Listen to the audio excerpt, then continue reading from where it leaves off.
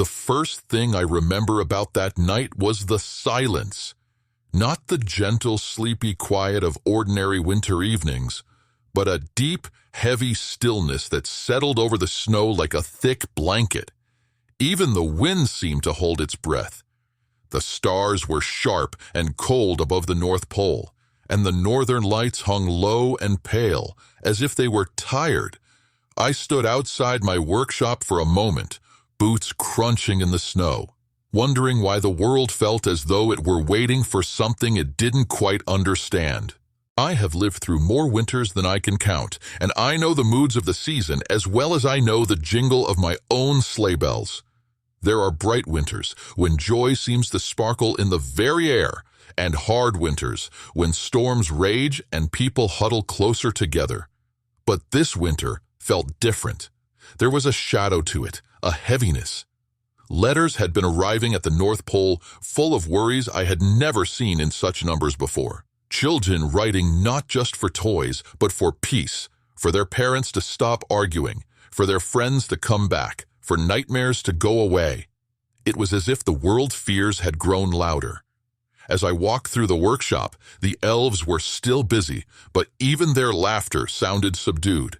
Hammers tapped, ribbons were tied, paintbrushes flicked. Yet every now and then, someone would glance at the frosted windows with a faint frown, as though they too felt that something unseen sat just beyond the edge of the light. Inside my office, the fire burned low, casting long shadows along the wooden walls. I closed the door behind me and sat in my old rocking chair, the one that creaks in a way I find comforting. On my desk lay a stack of letters that had arrived that very day. I picked up the first envelope, its edges worn from being held and reheld by small, worried hands. "Dear Santa," it began, "I don't need a present this year. I just want the dark to stop. I'm afraid when I go to sleep now. The world feels scary.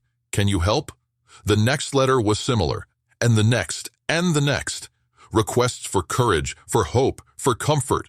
Children begged me to make the bad news on television go away, to fix the arguments in their homes, to heal the ache they did not know how to name. No toy could fix these things, and yet I knew these children were right about one thing. Something in the dark was rising. The dark, you see, is not just the absence of light. On the longest nights of winter, it can be a feeling that creeps into people's hearts. It is the voice that whispers, "You are alone. No one understands. Nothing will ever change." It feeds on fear and grows stronger when people stop believing in goodness, in each other, in tomorrow. I set the letters down and stared into the flames. For a moment, even my own heart grew heavy. I am Santa, yes, but I am not a wizard who can simply wave his hand and erase every sorrow from the world. I bring gifts, joy, and reminders of kindness. Still, those small things matter more than most people realize. They are not nothing. They are seeds. As I watched, the fire shifted, and the shadows on the walls moved like long, dark fingers stretching toward the door. The room grew colder. I could feel the weight of all that fear pressing against the windows from the outside world. "The dark is rising," I murmured aloud. "So what do we do?" From the corner of the room, a soft voice answered, "We rise faster." I turned my head. The voice belonged to an old friend, an owl that visits my eaves every winter. Its feathers were rimmed with frost, its eyes golden and bright in the gloom. Of course, it wasn't truly speaking in words, but I have spent enough time alone in the high, frozen places to understand the language of creatures and quiet things. "How do we rise faster?" I asked it gently. "I can't simply command the sun to stay longer in the sky." The owl blinked slowly, then turned its head toward the window, toward the waiting world. In my heart, I heard what it meant. When darkness grows outside, the answer is not to chase away the night, but to kindle more light. Not just my light, not just the lights strung on trees or lining rooftops, the light inside people. I stood up, feeling something stir within me. I crossed the room to a heavy chest in the corner, carved with stars and snowflakes and scenes of winters long past. Inside that chest lay some of the oldest treasures of the North Pole, a bell from the first sleigh I ever drove, a wooden doll carved by my own hands when I was still called Nicholas, and a lantern that had not been lit for many, many years. It was a simple lantern, framed in iron, a glass etched with swirling patterns. But it was more than a lamp. It had been given to me in those early days by someone I could never quite describe.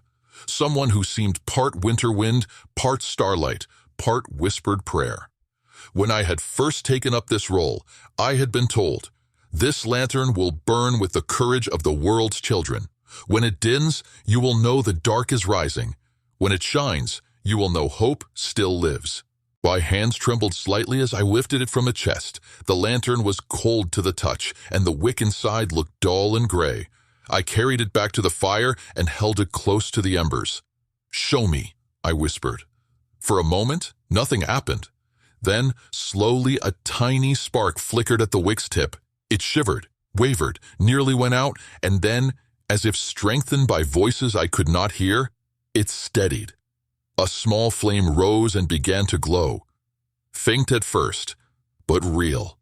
In its light, I saw them. Not with my eyes, but with the part of me that travels the world long before my sleigh takes to the sky.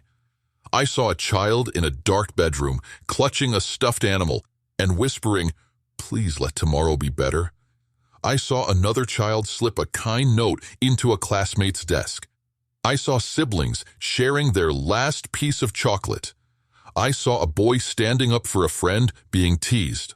I saw a girl holding her grandmother's hand and saying, "I'm here. You're not alone." Each act of kindness, each moment of bravery made the flame in the lantern grow a little brighter. "The dark is rising," I said again, but this time my voice was stronger. "So we must rise with more light than ever."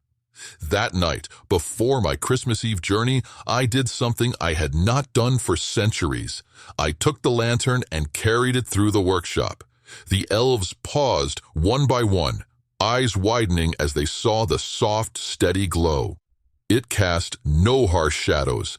Instead, it filled each corner with gentleness, as if reminding every tool, every toy, every hand what it was truly for. "This year," I told them, "every gift you wrap, every bow you tie, every toy you polish, remember what it carries. Not just fun, not just surprise, but a piece of courage, a piece of hope. When a child opens a present, let them feel not only delighted, but less alone in the world." We worked through the night, and as the sleigh was loaded, I hung a lantern at the front, just above the reins. The reindeer snorted and tossed their heads, watching the flame with quiet curiosity. When we took off into the sky, the lantern's light cut through the cold darkness like a gentle star that had come down to fly among us. As we soared over sleeping cities, small towns, and silent forests, I saw the dark below, worries, fears, uncertainties. But I also saw lights kindling in windows, candles on tables, smiles on faces as families gathered. The lantern responded to these, its glow waxing and waning like a heartbeat. At one house, I paused longer than usual. Inside, a child sat awake on the edge of the bed, knees drawn up, eyes red from crying.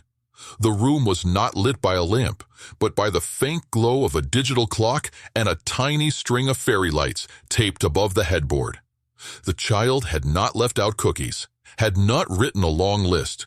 Instead, a single piece of paper lay on the bedside table. I slipped quietly down the chimney and picked it up. "Dear Santa," it read, "I'm scared a lot now. Not of monsters, of everything. I don't know why. If you can't make that stop, could you please help me be brave enough to be kind anyway? I think the world needs that." I looked at the child, sleeping now at last, cheeks still damp. The lantern's glow, faint through the window, brightened, as if in answer. I did leave a present, a simple one, chosen with care. But I also did something else.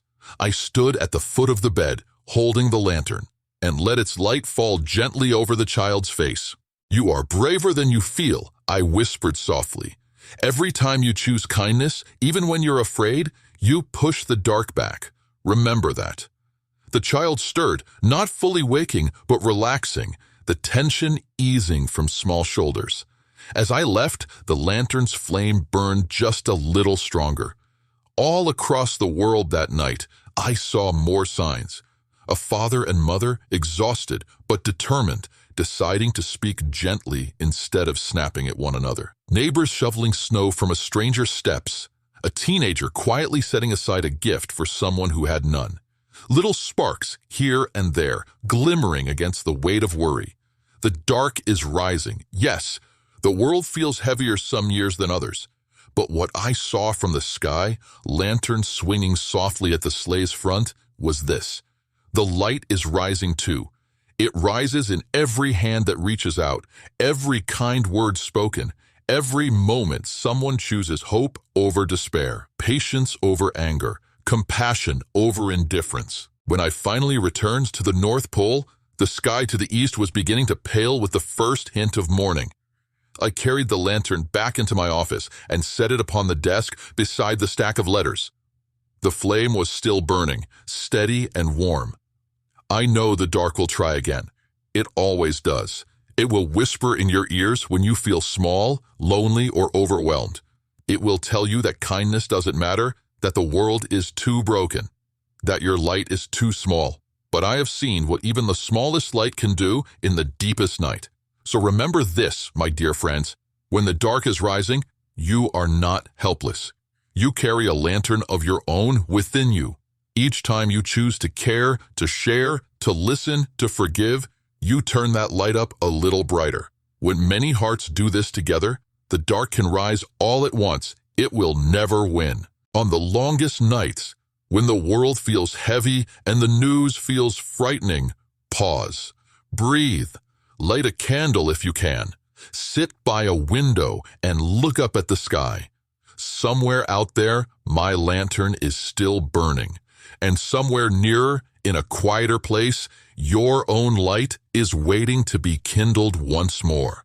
The dark is rising, so rise higher, shine gentler, love stronger, and know that as long as there are hearts willing to glow in the night, I will be out there too. Sleigh bells ringing softly through the winter air, carrying the simple, stubborn truth of Christmas.